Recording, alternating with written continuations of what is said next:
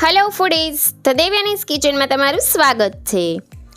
આજે આપણે બનાવવાના છીએ એકદમ નવા સ્વાદમાં આલુ પરોઠા। પરોઠા તો તમે 1000 વાર બનાવ્યા હશે, પરંતુ આજે હું તમને એક અલગ રીતે આલુ પરોઠા બનાવતા શીખવીશ। તેનો ટેસ્ટ એટલો સરસ આવે છે કે તમે આ પરોઠા વારંવાર બનાવવાનું પસંદ કરશો। તો ચાલો આપણે એકદમ નવા સ્વાદમાં આલુ પરોઠા બનાવવાનું શરૂ કરીએ। સૌપ્રથમ આલુ પરોઠા બનાવવા માટે આપણે પરોઠાનો લોટ બાંધી લઈશું। તો તેની માટે આપણે એક કાથરોટ લઈશું અને તેમાં આપણે 2 મોટા વાટકા ઘઉંનો ઝીણો લોટ ઉમેરીશું। સાથે 2 ચમચી ચણાનો લોટ ઉમેરીશું। ચણાનો લોટ નાખવાથી પરાઠા ટેસ્ટી બને છે। અને હવે બધું જ મિક્સ કરી થોડું થોડું કરી પાણી નાખતા જઈ લોટ બાંધી લેવાનો છે। મેંદાના લોટના પણ પરાઠા બને છે, પરંતુ હેલ્થ માટે મેંદો હાનિકારક છે, તેથી અહીં હું ઘઉંના લોટના જ પરાઠા બનાવી રહી છું। હવે આ રીતે સરસ મીડિયમ એવો પરાઠાનો લોટ બાંધી લેવાનો છે। અને હવે સરસ મીડિયમ લોટ બંધાઈ જાય એટલે તેને ઢાંકીને 15 થી 20 મિનિટ રેસ્ટ કરવા મૂકી દઈશું।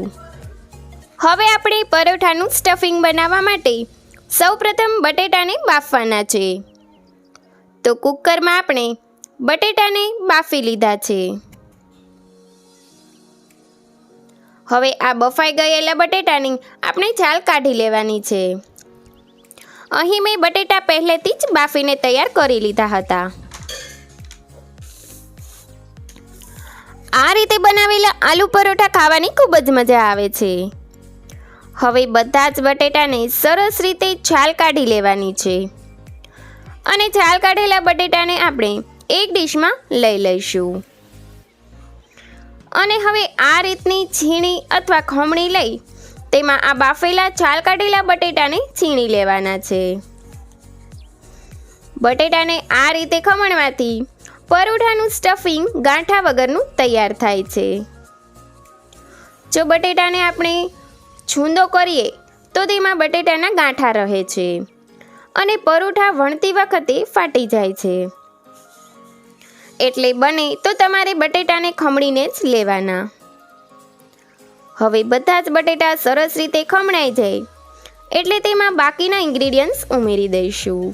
હવે બાઉલમાં 1 નંગ ઝીણી સમારેલી ડુંગળી, 1 ચમચી આદુ મરચાંની પેસ્ટ, થોડી એવી જલજીરા, અડધી નાની ચમચી સંચળ પાવડર, અડધી નાની ચમચી ચાટ મસાલો, થોડી એવી કસૂરી મેથી હથેળીમાં મસળીને ઉમેરવાની, 1 નાની ચમચી ચીલી ફ્લેક્સ। ચીલી ફ્લેક્સ ઉમેરવાથી પરાઠા ટેસ્ટી અને થોડા સ્પાઇસી બને છે। હવે તેમાં અડધી નાની ચમચી મીઠું, 1 ચમચી ધાણા જીરું, અડધી ચમચી લાલ મરચું પાવડર, અડધી નાની ચમચી શેકેલા જીરાનો પાવડર, અડધી નાની ચમચી આખું જીરું। આખા જીરાનો ટેસ્ટ પરાઠામાં ખૂબ જ સરસ લાગે છે। અને ચપટી હિંગ ઉમેરીશું। હિંગ વગર તો પરાઠા અધૂરા છે। હવે આ બધા જ મસાલાને હાથની મદદથી સરસ રીતે મિક્સ કરી લઈએ। હવે આ રીતે સરસ સ્ટફિંગ તૈયાર થઈ જાય એટલે તેમાંથી થોડું સ્ટફિંગ હાથમાં લઈ તેને આ રીતની મીડિયમ સાઇઝની ટિક્કી બનાવી લેવાની છે। આ સ્ટફિંગમાં થોડી હળદર પણ ઉમેરી શકો છો। હવે આ જ રીતે આપણે સ્ટફિંગમાંથી બધી જ ટિક્કીઓ બનાવી લેવાની છે। હવે બધી જ ટિક્કીઓ બની જાય એટલે આપણે પરાઠાના લોટને રેસ્ટ થયા 20 મિનિટ પણ થઈ ગઈ છે।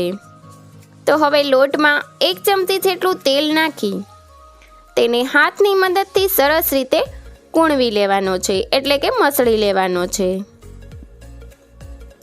અને લોટ સરસ કૂણવાઈ જાય એટલે તેમાંથી થોડો લોટ હાથમાં લઈ તેનો આ રીતનો લુઓ બનાવી લેવાનો છે। અને લુઓ બની જાય એટલે પાટલી લઈ લુવાને કોરા લોટમાં ડીપ કરી વેલણની મદદથી થોડો વણી લેવાનો છે. અને હવે આ તૈયાર કરેલી સ્ટફિંગની ટિક્કીને આ રીતે વણેલી થેપલી ઉપર મૂકવાની અને હાથની મદદથી ફોલ્ડ કરી આ રીતે પોટલી કરી વધારાનો લોટ કાઢી લેવાનો અને ફરી પાછો લુવો બનાવી કોરા લોટમાં ડીપ કરી આ રીતે હાથની મદદથી સેટ કરી લેવાનો અને હવે પાટલી ઉપર મૂકી વેલણની મદદથી હળવા હાથે આ રીતે પરોઠાને વણી લેવાનું છે.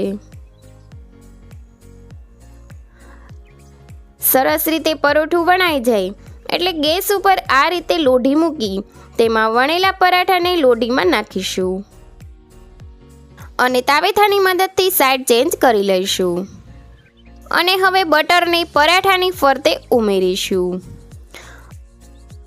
અને ફરી પરાઠાની સાઈડને ચેન્જ કરી ફરી પરોઠા ઉપર થોડું બટર નાખીશું અને પછી બટરને સ્પ્રેડ કરી બંને સાઈડ પરાઠાને સરસ રીતે શેકી લેવાનું છે. તમે પરોઠાને ઘી અથવા તેલમાં પણ બનાવી શકો છો, પણ બટરમાં તેનો સ્વાદ ખૂબ જ સરસ આવે છે. અને હવે સરસ બંને સાઈડ પરોઠા શેકાઈ જાય એટલે તેને એક ડીશમાં લઈ લઈશું. આ જ રીતે આપણે બાકીના પરોઠા બનાવી લઈશું. તો રેડી છે આપણા પરોઠા. તો તેને બટર, ટમેટો કેચઅપ અને દહીં સાથે સર્વ કરીશું. તો આ એકદમ ટેસ્ટી ચટપટા પંજાબી સ્ટાઇલ ઢાબા જેવા આલુ પરોઠા તૈયાર છે.